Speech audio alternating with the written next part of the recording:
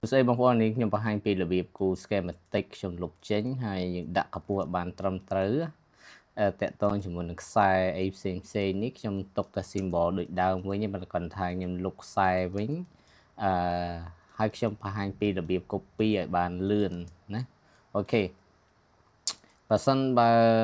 តកតងជាមួយនឹងអក្សរនេះខ្ញុំអាចឲ្យវាអាចអូតូបានឧទាហរណ៍បងប្អូនធ្លាប់ប្រើ comment T count ណាT count នេះវារាប់ចំនួនឧទាហរណ៍នេះយើងមើលនៅខាងនេះវា x correct គឺពីឈរ x ផ្ដេកអញ្ចឹងទិស x ផ្ដេក start វាពី1ហើយយក override ធ្វើវាទៅជាលេខ1លេខ2ណាអញ្ចឹងខ្ញុំធ្វើរបៀបអញ្ចឹងប៉ុន្តែខ្ញុំលុបអានេះចេញខ្ញុំដាក់វាតែមួយទេយកអក្សរនេះទៅបាទអក្សរនេះទំហំខ្ញុំយក layer text មកទៅសេចុចលើ symbol នឹងមួយហើយខ្ញុំដាក់អក្សរនេះចូលហើយអក្សរនេះខ្ញុំអត់យកលេខ1លេខ2ណាធ្វើអញ្ចេះវាអាចលឿនជាងមុនខ្ញុំមានវិធីឲ្យលឿនជាងមុនបានណាអូខេចឹងអានេះយើងទំហំតែខ្ញុំយកពណ៌សដដែល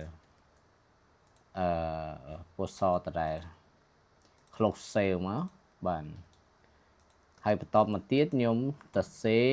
នៅខាងនេះខ្ញុំដាក់វាលេខ1លេខ2លេខ3បាទ1 2 3អញ្ចឹងទៅឃើញទេនេះលេខខ្ញុំដាក់នៅជួរខាងក្រោមបន្ទាត់នេះណាបាទបន្ទាត់នេះខ្ញុំដាក់វាលេខ1ឬក៏លេខ2ដាក់នៅខាងលើនេះក៏បានបងប្អូនអាចដាក់ចំហៀងក៏បាន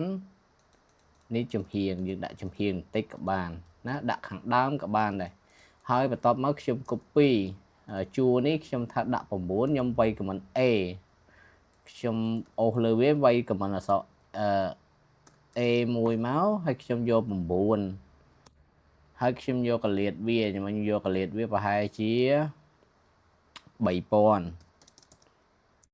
ប្អូនឃើញទេអានេះខ្ញុំទទួលបានប៉ុណ្ណឹងបន្តមកទៀតខ្ញុំប្រើ command T count ខ្ញុំអូសលើវាទាំងអស់ចេះខ្ញុំអូសទៅលើអក្សរទេខ្ញុំ start វាខ្ញុំ start ពី x ខ្ញុំ start ពី x ហើយខ្ញុំវាយលេខ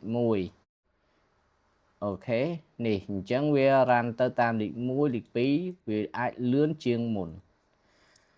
អូខេអញ្ចឹងអានេះវិធី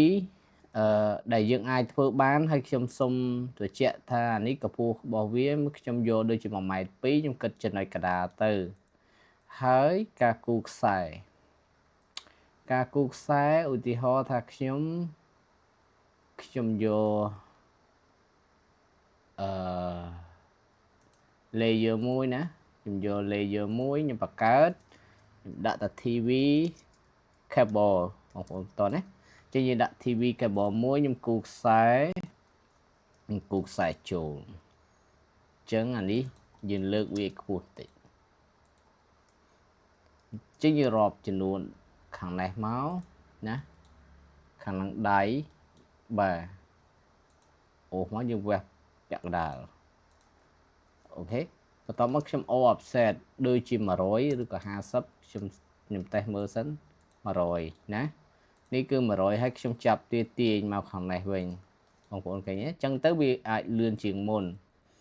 អាខាងនោះក៏មកក៏វាអត់ខុសដែរព្រោះកលៀតនេះយើង offset អញ្ចឹងរៀងរាល់បន្ទាត់យើងប្រើ command PL នេះអូខេអញ្ចឹងយើងមើលបន្ទាត់មួយទៀតចឹងយ៉ាងនេះយើងទាញមកខាងនេះទៀត offset រុញចូលមកចាប់វាទៅខាងនេះទៀតអូខេនេះតមកទៀតយើង offset ខ្ញុំទាញទៀតអញ្ចឹងអានេះខ្ញុំវាផុតអស់ហើយអញ្ចឹងខ្ញុំផុតអស់ខ្ញុំមានតែខ្ញុំទាញចេះបងប្អូនទាញមកបន្តិចហើយខ្ញុំមានវិធីភ្ជាប់ដាក់វាមកល្មមបានហើយខ្ញុំវាយ command PL មួយខ្ញុំគូចាប់ពីនេះទៅហើយខ្ញុំភ្ជាប់វាវិញអូខេ all offset ខ្ញុំធ្វើរបៀបអញ្ចឹងក៏បានដែរនេះទាញខាងហ្នឹងមួយមកហើយមកទាញខាងនេះមួយទៀតអញ្ចឹងទៅវាស្មើគ្នាសងខាងហ្នឹងរបៀប របៀបនេះខ្ញុំដូចជាបន្តបានប្រាប់សិស្សដែលគាត់មករៀនផ្ទាល់ទេវាមានវិធីច្រើនណាអូខេអញ្ចឹងនេះខ្ញុំភ្ជាប់វាបានប៉ុណ្ណឹងអានេះអស់ហើយនេះខ្ញុំដាក់បានតែ9គ្រាប់ទេអូខេកាលណាអស់អញ្ចឹងហើយយើងចាំដើម copy វាឡើងអូសលើវាទាំងអស់ចេះមកហើយចាំយើង copy រុញវាឡើងដោយសារអាគារនេះយើងប្រើស្មើគ្នាអូខេអានេះបង្ហាញពីរបៀបគូ schematic ណាបងប្អូនអរគុណ